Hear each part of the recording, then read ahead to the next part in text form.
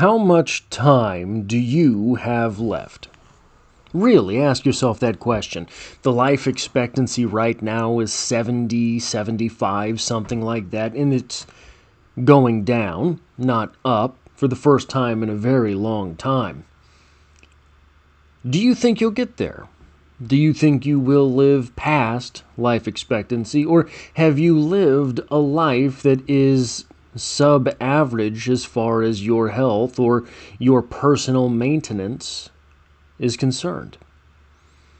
Really think about that question and say to yourself, if I have lived X number of years and life expectancy is 75, but I really don't take the best care of myself, maybe I'll hit 75, 68, 65.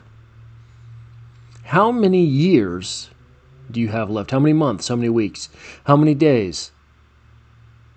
That is more or less the question that we will be asking today. Welcome to Strip Cover Lit, where we squeeze the bigger picture out of literature. I'm Adrian Ford, and we are here for another poetry discussion, which will appear in 3 different playlists here on the channel.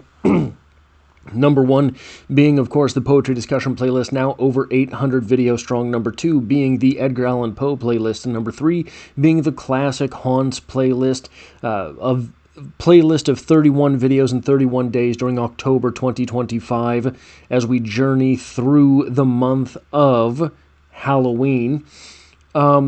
This video is on a poem that I've made a video about before.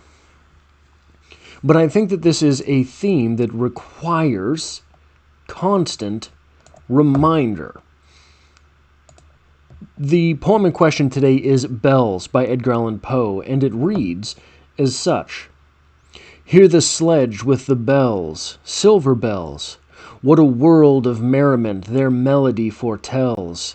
How they tinkle, tinkle, tinkle in the icy air of night, while the stars that oversprinkle all the heavens seem to twinkle with a crystalline delight, keeping time, time, time, in a sort of runic rhyme, to the tintinnabulation that so musically wells from the bells, bells, bells, bells. Bells, bells, bells. From the jingling and the tinkling of the bells. Hear the mellow wedding bells, golden bells. What a world of happiness their harmony foretells. Through the balmy air of night, how they ring out their delight. From the molten golden notes, and all in tune, what a liquid ditty floats to the turtle dove that listens while she gloats on the moon. Oh, from the sounding cells, what a gush of euphony voluminously wells, how it swells, how it dwells on the future, how it tells of the rapture that impels to the swinging and the ringing of the bells, bells, bells, of the bells, bells, bells, bells, bells, bells, bells, to the rhyming and the chiming of the bells. Hear the loud alarum bells, brazen bells. What a tale of terror now their turbulency tells. In the startled ear of night, how they scream out their affright. Too much horrified to speak, they can only shriek, shriek out of tune. In a clamorous appealing to the mercy of the fire. In the mad expostulation with the deaf and frantic fire. Leaping higher, higher, higher, with a desperate desire and a resolute endeavor, now to sit or never, by the side of the pale-faced moon.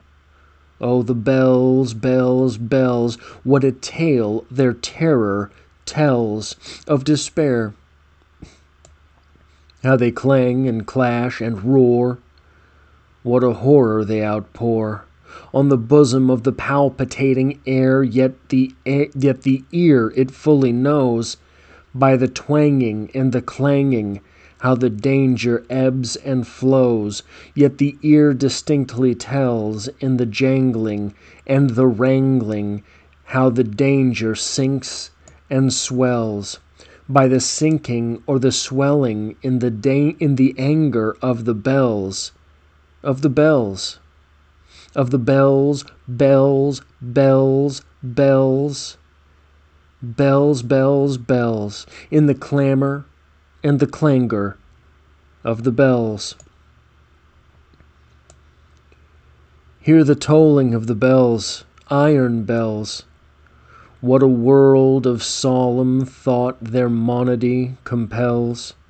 In the silence of the night how we shiver with affright at the melancholy menace of their tone. For every sound that floats from the rust within their throats is a groan. And the people, the people, they that dwell up in the steeple all alone, and who tolling, tolling, tolling in the muffled monotone feel a glory in so rolling on the human heart a stone. They are neither man nor woman, they are neither brute nor human, they are ghouls.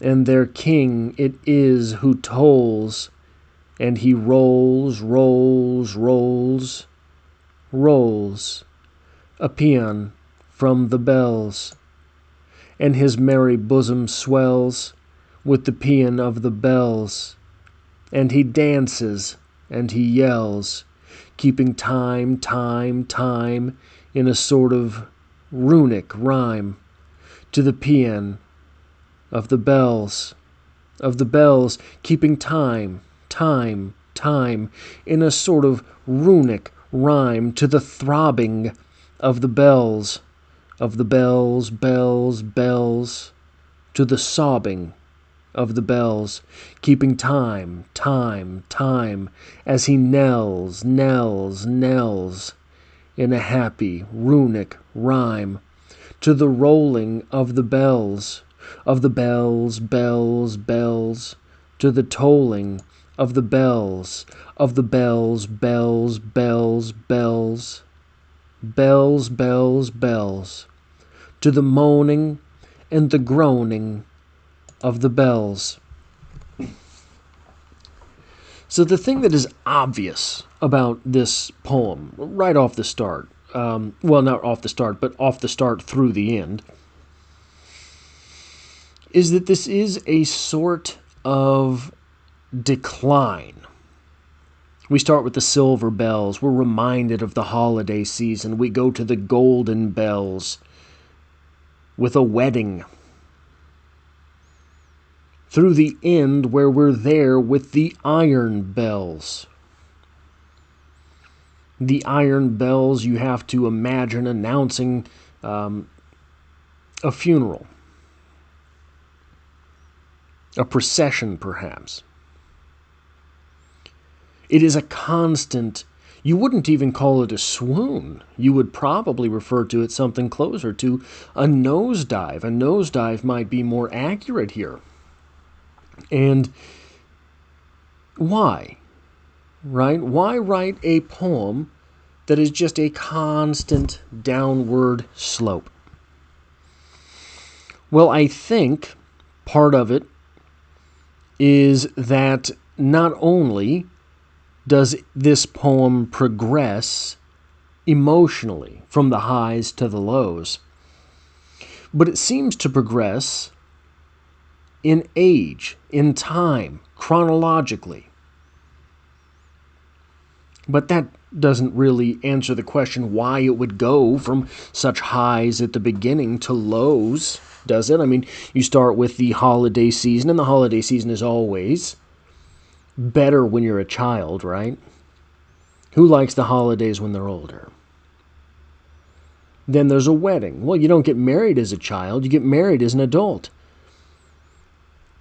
And then we have the funeral, obviously. That is something that is usually when you're older. The bells are there to represent time. Bong, bong, bong, bong. Bong, bong, bong, bong. Bong, bong, bong. The bells represent time, and so, as this poem progresses, the bells represent a paranoia. They start saying, bing, bing, bing, bing, silver bells, the season has come. And then, bum, bum, bum, bum, celebration for marriage. And then, bum, you're gonna die. Bum, you're gonna die. Bum, you're gonna die. We're all gonna die. The bells, as a representation for time, keep us rooted. But only in the last half of the poem are the bells something to worry about. When you're a kid, every Christmas means celebration. When you're older, every Christmas means there's one more that is in the past. You are closer and closer to not having any more. That, I think, is why we have such a harsh turn in this poem. Is it necessary that as we age, that reminder of time makes us paranoid?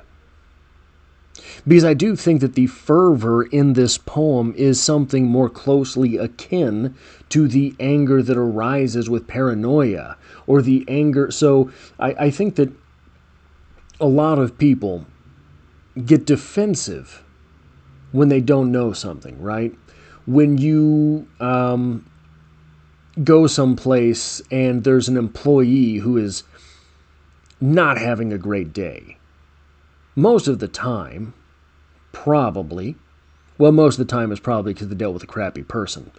But a lot of the other time, if there's any other explanation to be had, it's probably because there is some part of their job they don't know or don't understand or do not know thoroughly enough and are being made to do it over and over again. It's frustrating. Life is that way. Life is frustrating and no one tells us what to do. So when the bell rings, and that's a sort of paranoia, right? When you don't know something at your job or you don't know how to do something, every time it comes up, you are paranoid you're going to get it wrong, which leads you into this defensive type of nature. So when those bells strike in this poem, that overwhelming, growing sense of anger is because we don't know. That overwhelming, growing sense of anger is because we're paranoid.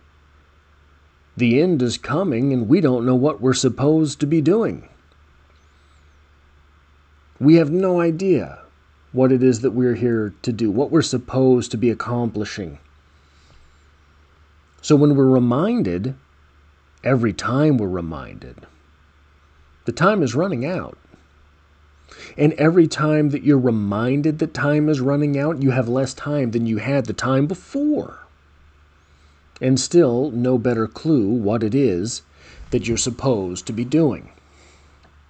That, I think, is the growing sense of anger that is present in this poem. The growing sense of horror that is present in this poem. It is a paranoia about the lack of time, about time diminishing, about time simply leaving. That is all I have for this poetry discussion. If you like or appreciate what it is that I do here, hitting a like button really does help me out, as it tells YouTube to share this video with other literature lovers. If you find yourself here by chance but not design, literature is the only thing I talk about on this channel, dropping multiple videos every single week. There's poetry every Monday, and as always, I hope to have you back for the next one.